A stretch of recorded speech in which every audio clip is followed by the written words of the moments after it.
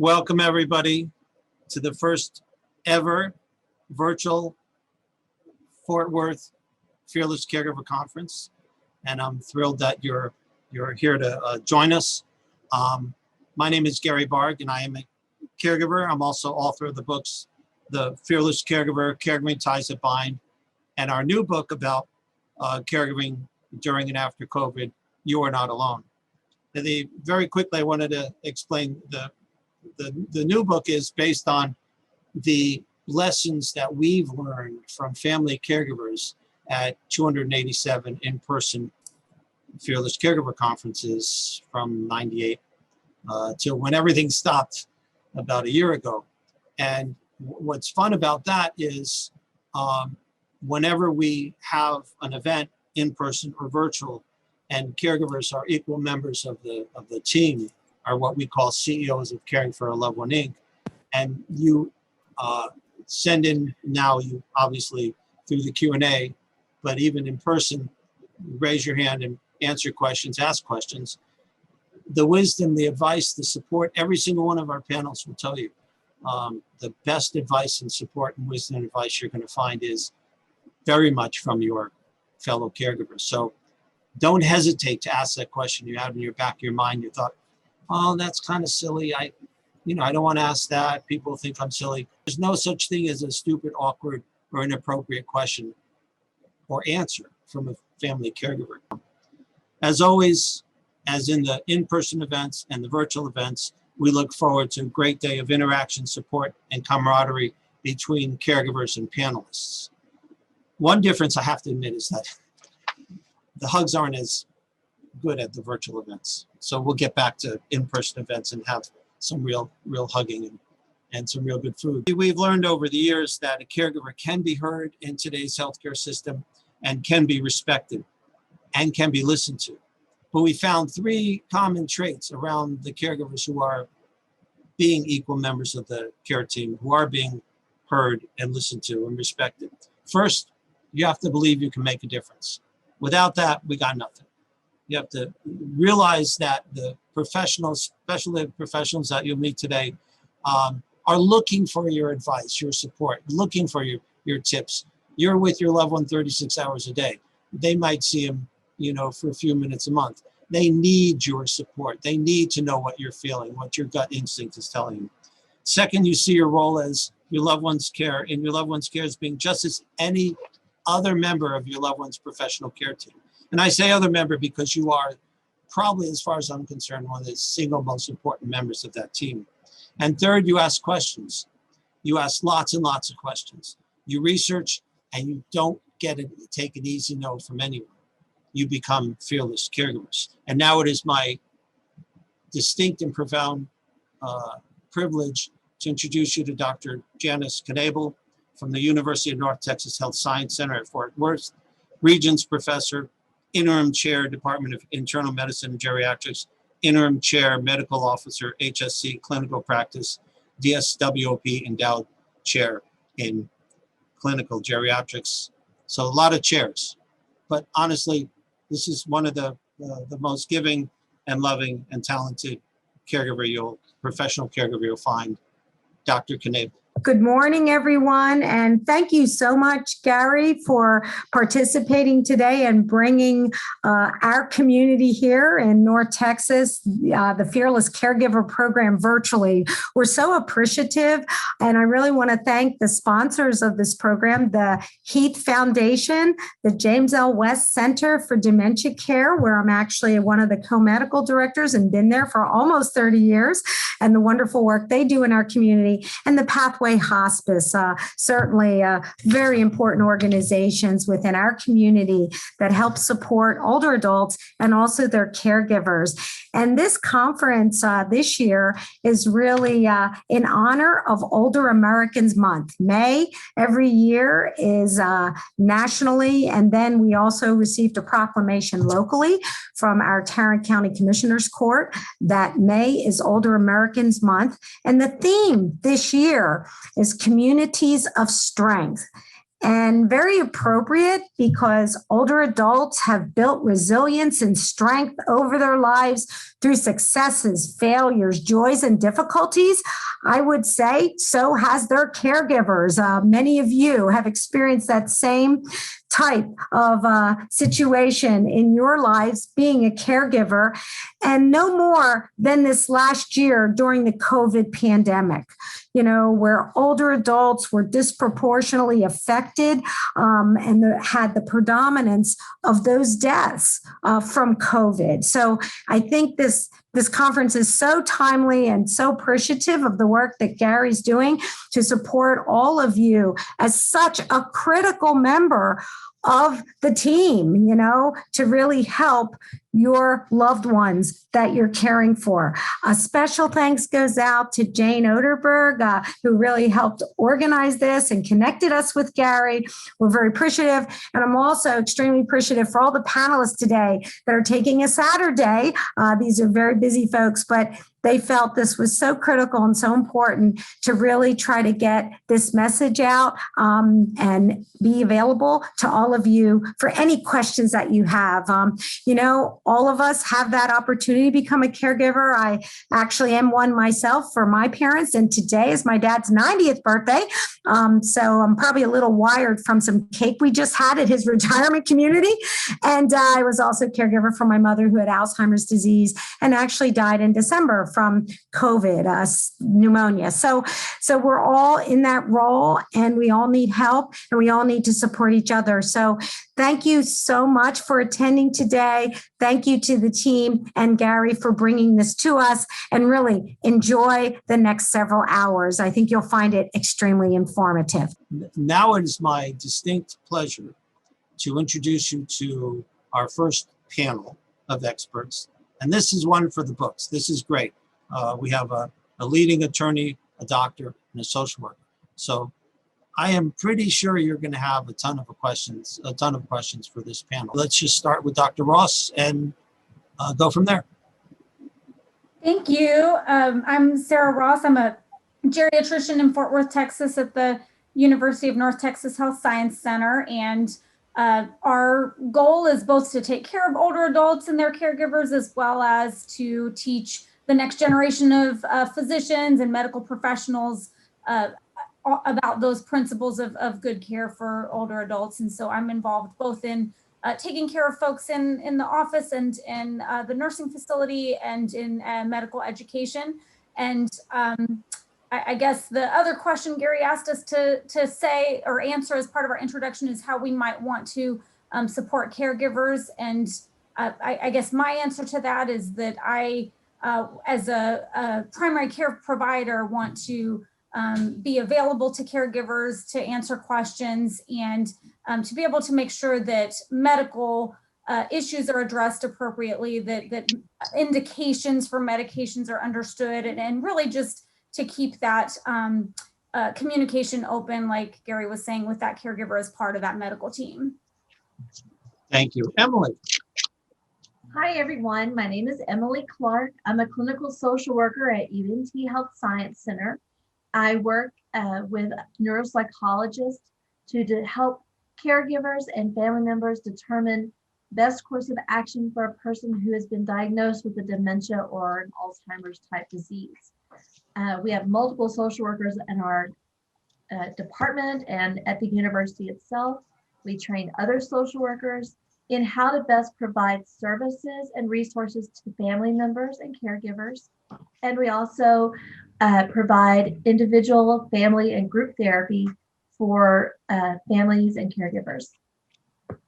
Thank you. And Karen. Hi, my name is Karen Telshall Johnson. I'm with Telshall Johnson Law, and I have an elder law, probate, and estate planning practice. My job basically is giving out information to people, especially when they come in with a recent diagnosis of either mild cognitive impairment or dealing with family members with dementia. And one reason I'm kind of passionate about this area is when I started practicing law almost 20 years ago, I saw maybe 2 to 3 families a year that had to deal with Alzheimer's and dementia-related diseases. And now I probably see about 6 families a month. in dealing with this crisis. I'm current chair in our area for the North Texas Alzheimer's Association and that chapter, and worked with Dr. Knable. Dr. Ross, God bless her, deals with my parents almost on a regular basis lately. And they are grateful for her. And this community is really a very supportive community of its elders. And my most important job is providing information, and hopefully I can be helpful here to do that. Thank you. Excellent. You know, let me just start by asking you all the same question. What would you like caregivers to know by the time they leave your office after the first meeting? Or what do you wish they would know having walked in?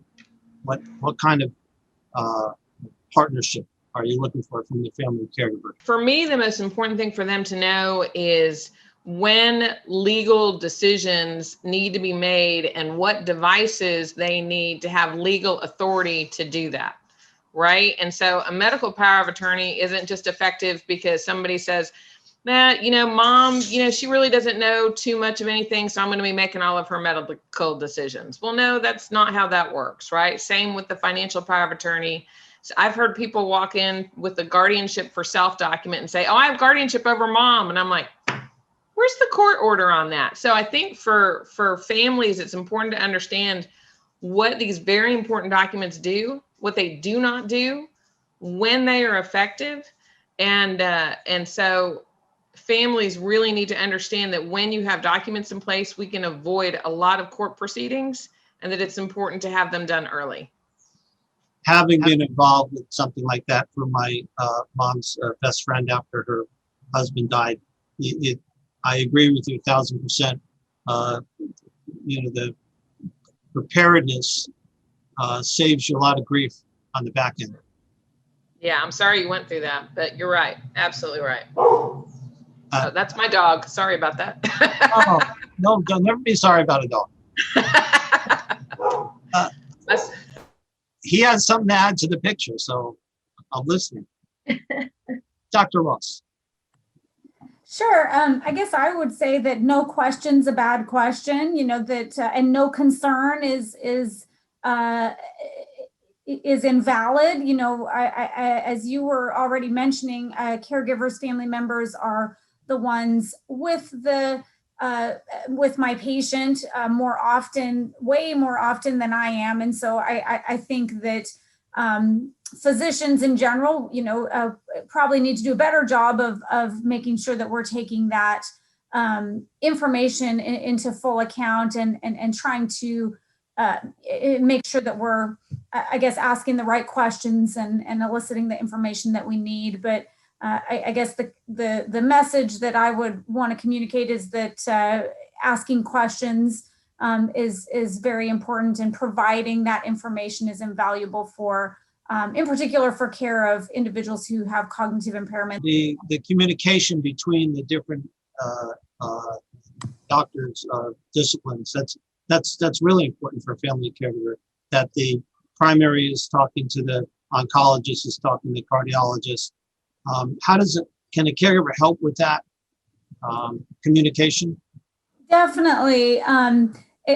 We as a health system do a notoriously bad job of that, sadly. You know, I've had folks say, well, my information's on the system, it's on the computer, don't you have it? And it's like, well, I don't share the same electronic health record as the hospital you went to. I'm really sorry. It's not at my fingertips. It does take an extra step to get that information. And so, you know, I think reminding the physicians that, you know, my loved ones saw these other professionals. Do you have that information? You know, offering to be of help is always appreciated. You know, the physician office should, you know, have that mechanism in place to get that information ourselves, but definitely having those reminders of these are the specialists we see, or this is the urgent care center that we went to, or hospital emergency room, what have you, and these are the dates. That's so helpful to you know, be a primary care quarterback, collecting all of that information and trying to coordinate things. The thing that I want families and caregivers to walk away with is that they're not alone. We have tons of agencies within Fort Worth itself and the surrounding areas and counties, and your doctor's office, your social workers who work within those doctor's offices and within those agencies are contain a wealth of information and resources, including respite care and other ways to relieve some of the stress of caregiving, especially in this past year. As for my specific role and role of the social worker is identifying those resources.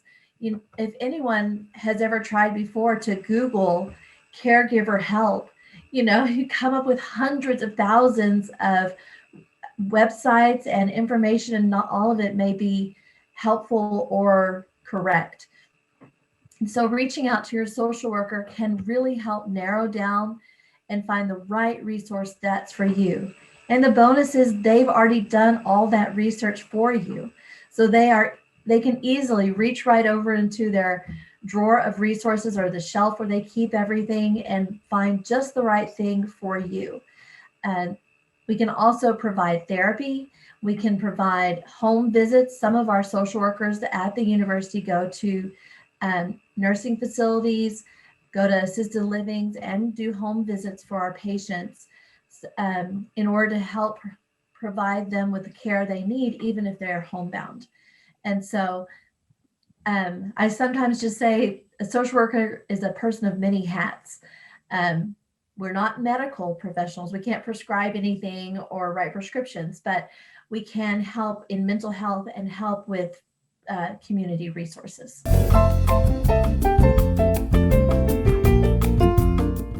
One of my other favorite segments of these events, in person or virtually, have been our spotlight sessions.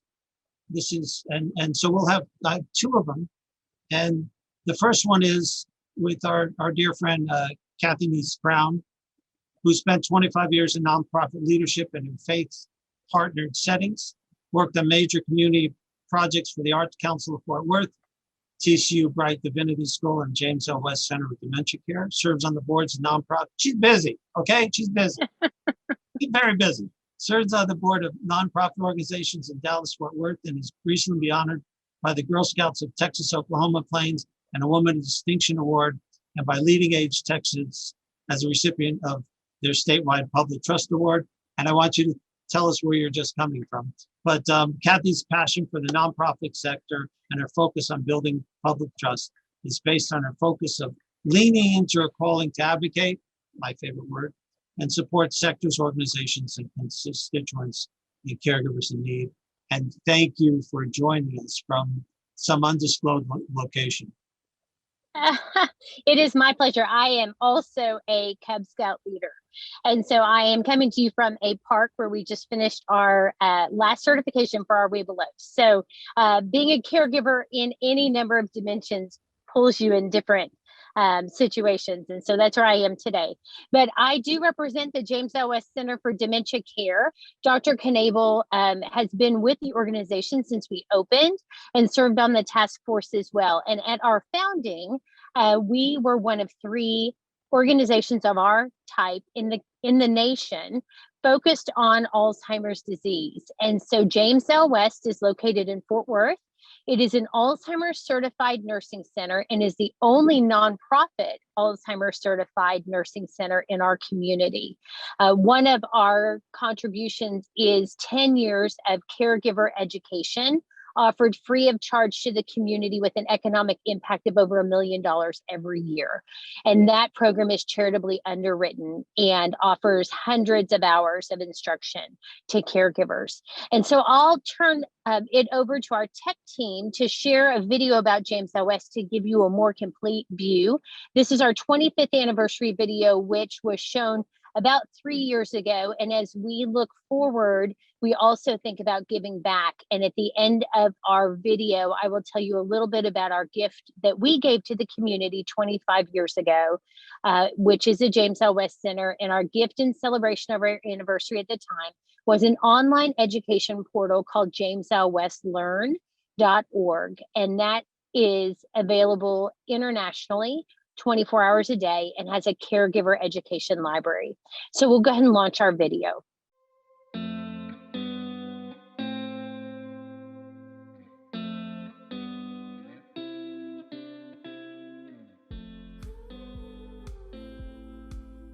At the beginning, we had, First Presbyterian Church had a daycare program, and it was just downstairs here at First Pres. Mr. West, who was a church member, was also a vice president at Tandy, and he was diagnosed with Alzheimer's, which you might know was a rare diagnosis and just beginning to be understood in the 80s. James L. West was a very respected, leader in the community and of the church, and he saw how people treated him because he had dementia, and they didn't know what to do, and it just bothered him greatly. And he said, I want to do something with this money to help those with Alzheimer's. And I think we need a residential center, education, a place that people can have their family member go and they feel comfortable about it. At the time, there were only 2 other Alzheimer care centers in the country. So, that we were in the leading edge of Alzheimer's care at the time in 1991. The board initiated a nationwide search for the first executive director, and we were fortunate in finding and hiring a lady by the name of Maura Reinhardt, who came from a facility in Colorado Springs. She had been a nurse way back, and I think in her career. She was also a nun, so she had a long involvement in caring for people with dementia. It's amazing what they've done here. Besides the respite care, the daycare and then the respite care, it's growing into more than I think our original board ever envisioned. The outreach program here in James L. West, specifically here in Fort Worth, the Sid Richardson Foundation gave seed money for that, and in 6 short years we've been reaching 14,000 people with the community outreach programs. When you have one patient with dementia, you actually have 2 because you also have their caregiver. So as James L. West advanced, really started looking at how to more engage and educate caregivers of persons with dementia. The caregivers or family members of the residents at James L. West are really partners in care with us. We try to help the larger community in Tarrant County and in Fort Worth understand the significance and the unique role of the West Center. It continues to be a not-for-profit, which is an unusual status. We are surrounded by for-profit memory care facilities, but there's something pure and beautiful and dignified about an agency which does this, not seeking to be profit-making, but seeking to be community building. James L. West has become a prototype over the last 25 years. We are so very blessed to have premier facilities. Actually, this whole community is known for our hospitals at all levels, and we are as a community very blessed. For the future, the next 25 years of the James L. West Center, I hope we can continue with the loving, wonderful staff that's here. When we built this building, I remember saying, we can have the most beautiful 4 walls, but unless you have the care inside, the 4 walls, beauty's only skin deep. But looking down the road and the silver tsunami of all the folks that we expect to have Alzheimer's, we're trying to prepare the community and eventually maybe hopefully find a cure. We just try to train the next generation of doctors and nurses here as well, so that they can go out and spread the word of what it really takes to do and perform fantastic care. I think the dream would be just to keep up with the increasing level of understanding and of the disease. You know, a lot has been learned over the last 25 years. Over the next 25 years, a lot more will be learned. Really important for all of us that care for persons with dementia to really treat them with respect and dignity, to not ever lose the concept that this individual is still the same person. They are just a person now that has an illness that has affected their memory and their capabilities in their activities of daily living. But it does not diminish them as a person or the human being or the person who has contributed to their family and to our society.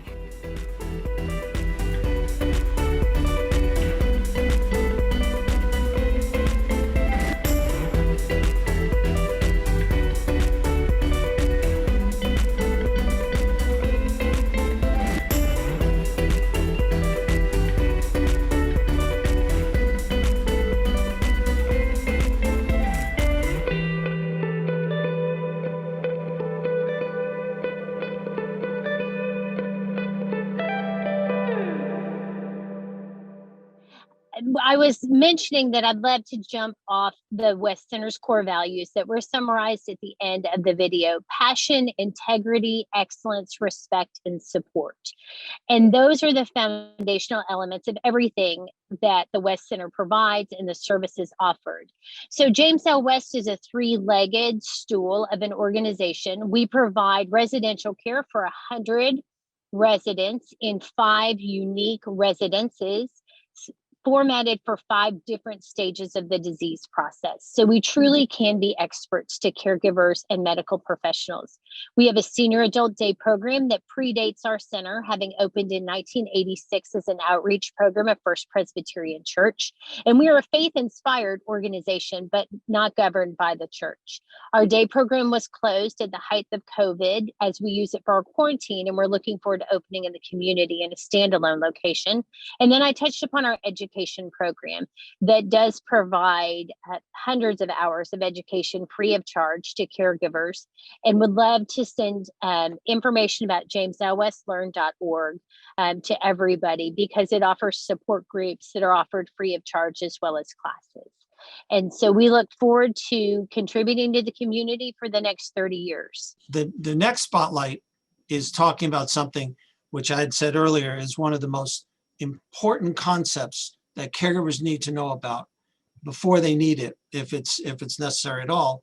But it's so vital and valuable and has been a support and service to members of my family, and it's hospice. So Moira Casson is a registered nurse and clinical liaison with Pathway Hospice. Her primary role is to create and build relationships with caregivers, yay, their families, partnering with hospitals and the medical community to provide education and support about hospice and quality of life for Pathway Hospice, which is online, pathwayhospice.net. So Moira, take it away. One of my primary things that I try to do is take the fear out of hospice. How do we do that? We provide that information. We answer questions. We do what we need to do to support the families, the caregivers, on how to move forward in this journey in the care continuum. I'm really passionate about what I do, as this is a time of life that truly matters, and I and our team are committed to providing the best care to ensure this journey is filled with comfort, compassion, empathy, and above all, assist in meeting the life goals of our patients and their families. At this time, I'd also like to just introduce one of our nurses, Scott Bouzard, who is one of the designated nurses for the Fort Worth area. He's just going to introduce himself so you have a name and a face for a nurse you might see in your area. I've been serving serving in the community as a nurse for about 10 years now. My expertise, I range from bedside care to nursing, skilled nursing home management, to hospice now, which I've been doing for the better part of 7 years. And I found great success and fulfillment in my life doing that, helping other people. So I didn't actively seek out hospice. It's kind of interesting. Hospice kind of found me. I feel like the Lord guided me to where I needed to be, where I could best be utilized. Pathway Hospice has been around since 2013. Our administrative team consists of Brad Thomas as our CEO, Alicia Powell as our RN Executive Director, and Becky Washburn RN as our Director of Clinical Services. Pathway Hospice has consistently achieved the deemed status since 2013 with the Accreditation Commission for Healthcare. So a little bit about Pathway Hospice and our philosophies. All of the agencies basically primarily, have their own individual approach to how they deliver their services. At Pathway, we believe the difference lies in the team behind the service.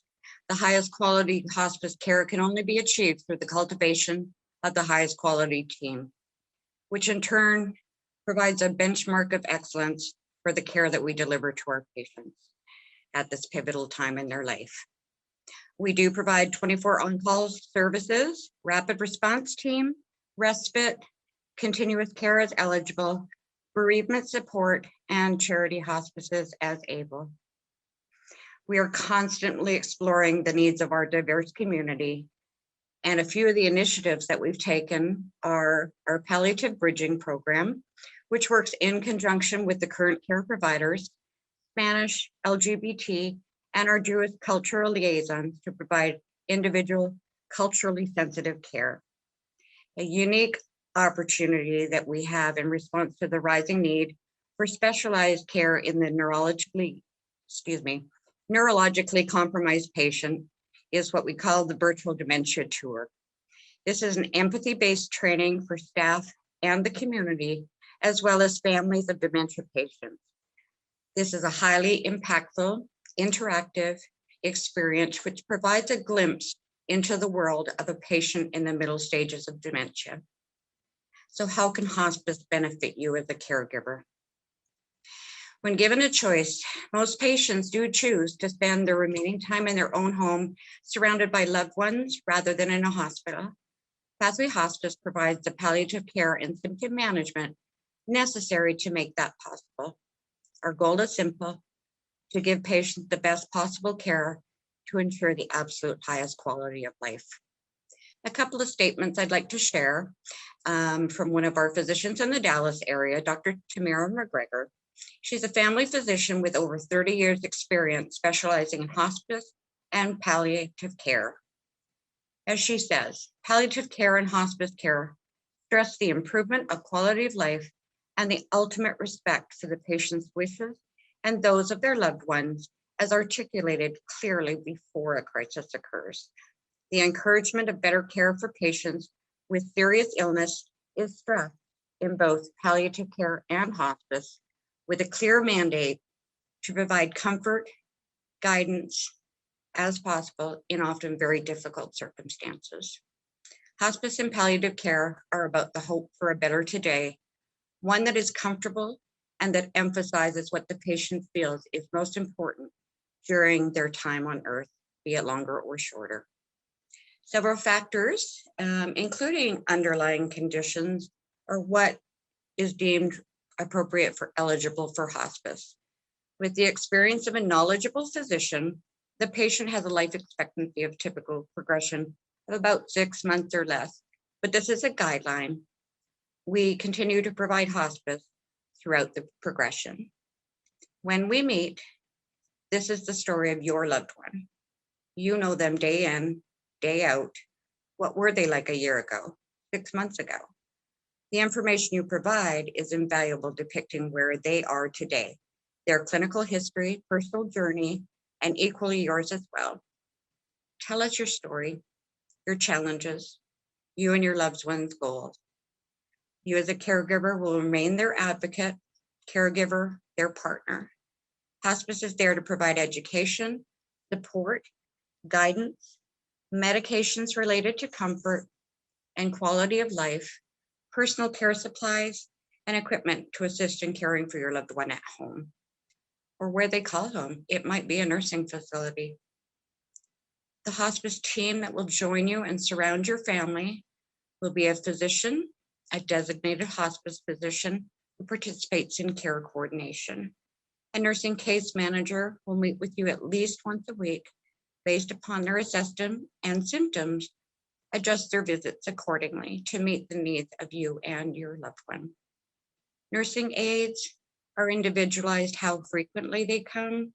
Really, it's truly based upon what the patient can tolerate and how often. Social workers and chaplains are also available on this team.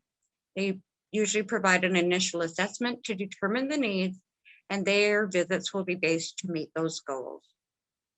In summary, when we do start care is one of the most important questions I encounter. And as I like to say, it's never too early. Hospice, as you may previously have thought, was just at the end of life, but today it can happen so much earlier. To support you as a caregiver. To have knowledge is valuable. A phone call is all it takes to initiate a meeting, gather, share information, provide education and support to assist you in determining when. Hospice is a team, and we're there to help and surround you. All of the information that I provided today is available on our website in further detail. I encourage you to look at that website. It's www.pathwayhospice.net. All of our information is available in English and Spanish. And I would like to thank you all today for your valuable time. Your role as a caregiver is a difficult but loving journey. You are the most important advocate for those you love. We are here to help you.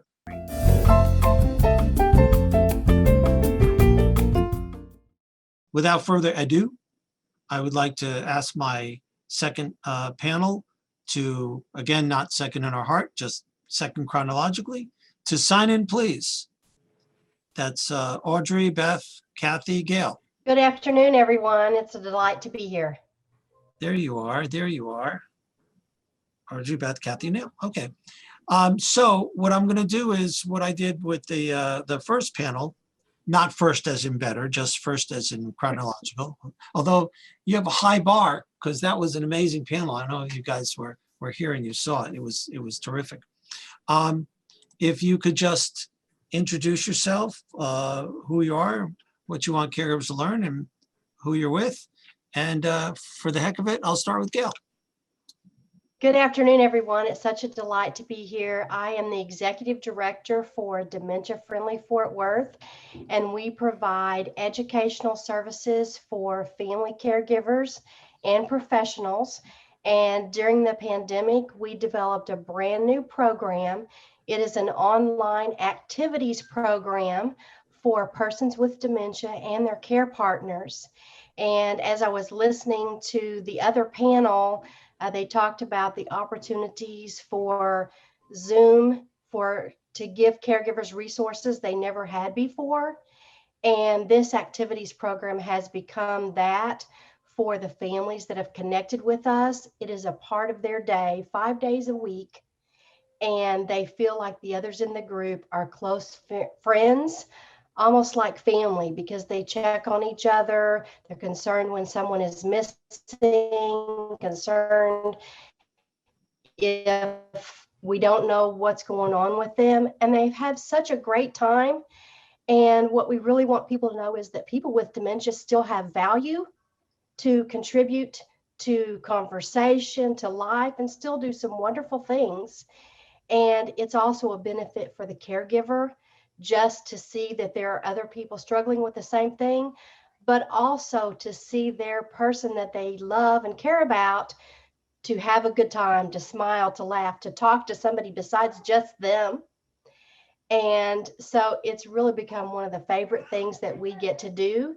And we also have a virtual chapel service that's offered every week as a live event, but also it's available on demand, and our activities programs are also available on demand. So we want to be a resource for families. If you don't know who to call, and maybe at first you think, well, my loved one doesn't have Alzheimer's, you can call the Alzheimer's Association, and we're going to refer you to them and give you resources for them. but we also can help you get to resources as well. So thanks for the opportunity. And I'm going to mute because I've got some grandkids in the background, and so I'm going to mute unless I'm being spoken to. Thanks, Gail. Audrey, she just spoke about you, so you're up. Yes, she did. So thank you so much, Gail, for that big shout out. My name is Audrey Quick. I am the Director of Programs and Services for the Alzheimer's Association of North Central Texas. One of the great things I find about living in this part of the country is we have such great collaborations here in the Fort Worth area and beyond, and so many resources available for both caregivers and people with dementia. So as you may know, the Alzheimer's Association is a national organization. No matter where you live in the country, you are close to an Alzheimer's Association office.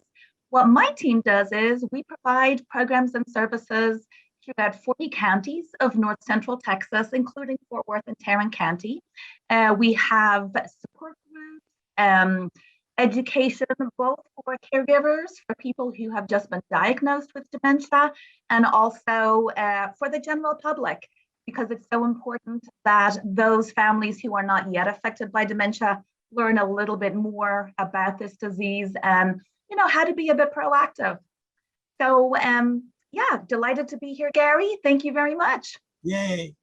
Beth, thank you for being here from the ADRC and the AAA, not the motor group, but the Area Agency on Aging. I have been massive fans of the work of Area Agency on Aging organizations around the country. We always partner with them at the events. And I'll tell you, I always say that the Area Agency on Aging is your gateway to care for any community. If they don't have the answer, they'll find the answer, or they'll know someone has the answer. And I'm thrilled you're here because of all you guys do for the community. So how are you? Good. Thanks for having me. Yes, I work for Area Agency on Aging. In Tarrant County, we're under United Way. So you might see United Way's Area Agency on Aging, and they provide services, and they do have services all over the state of Texas and all over the United States. And in Tarrant County, we provide short-term help for people that need to have their loved one stay in the home or need a break through respite. These are only short-term help short-term. So they have to be 60 or over, and they have to live in Tarrant County for our agency. And then there's 254 other counties. And so there's always a Area Agency on Aging or AAA that covers your county. And so the one for Tarrant County, because we're so densely populated, they only cover Tarrant County. And the person, the loved one, does have to be 60 or over. The caregiver, there's no age for them. All the services are free. And like I said, it is short term. So the respite is only around 3 to 6 months. And that is contingent on the funding that we get per fiscal year from the state of Texas, from HHS. And right now it is on hold for respite because there is such a high demand. They have a huge wait list that is on hold right now. Some of the other things that aren't on hold are what we call health maintenance. And that could be insure. That could be maybe you need some blood pressure cuff monitor. Maybe they need some incontinence supplies. And so they do a whole list of things that the person is eligible for once they come through their front door. And then another thing they can do is some durable medical equipment. They can do manual wheelchairs, walkers. The things they can't do are the high price items like electric wheelchairs or electric scooters. That typically is probably going to be private pay or through a Medicaid waiver. Thank you. So what I do when it said, I saw on the agenda, it had Area Agency on Aging, and then in parentheses was ADRC. Well, the Aging and Disability Resource Center, these were created several years ago. The money came from the federal government down to the state, and Tarrant County applied about 15 years ago to have an ADRC that covered Tarrant County. And what that is a collaboration of already existing agencies within a community that come together and get people to the right front door. And they provide a brief assessment of the person's situation and an overview. And we also keep track of the different eligibility criteria and the different wait lists. So what the AAA has done with 5 of the AAA staff is we're over at the ADRC and we are housed with our partner agency, MHMR. And so what our goal is any caregiver or older adult or person with disabilities or the caregivers, they come through us first, and then we kind of do like a triage over the phone. So do they need help with Alzheimer's Association, support groups? Do they need to be connected to Dementia Friendly Fort Worth? Do they need to be connected to a Medicaid waiver? So that's kind of what we're looking at. And so when you see us together, we're now taking all the calls for the AAA. You can still call them, but ideally they want everyone to come through our door. And we do have a toll-free number that comes directly to us that we're advertising. I am the VP of Mission Support for James L. West, which is, of course, a residential Alzheimer's certified nursing center with an extensive education program and day program. And I have likely the best job of everyone. I get to dream in Technicolor, and advocacy is my superpower as I look for opportunity to enhance the services in our community.